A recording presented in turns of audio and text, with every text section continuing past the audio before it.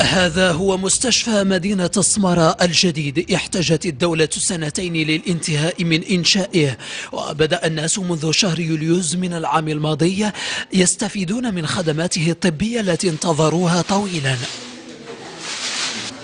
أنا أول مرة نولد هنايا، زعما الصراحة مزيانة، ولقيت الراحة هنايا والاستقبال مزيان ويهتموا بيك، زعما مزيانة، ما كاين حتى شي مشكل. ولدت في القديم ووالدة دابا هنا، زعما كاين فرق. الحمد لله، الحمد لله تبارك الله، زعما كلشي مزيان، كل شيء الحمد لله موفرينه لنا هذه الساعة. المشروع يعتبر مشروع هام بالنسبة للساكنة وبالنسبة للإقليم، شكل قيمة مضافة للمواطنين.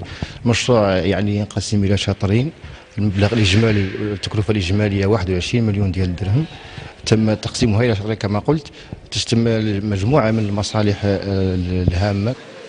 المستشفى أصبح قادرا على تقديم العلاج لمعظم سكان المدينة وضواحيها، وصار بإمكان الأطباء العاملين فيه إجراء أكثر من عملية جراحية يوميا وفي مختلف التخصصات. أغلب الحالات كان يتم ترحيلها لناحية الاتجاه العيون واتجاه قلميم ومراكش.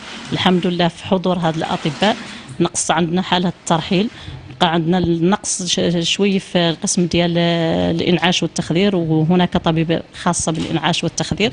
وحاليا الحمد لله تم تحسين الخدمات أكثر مما كان عليه تقريبا ب 80% ولا 90%.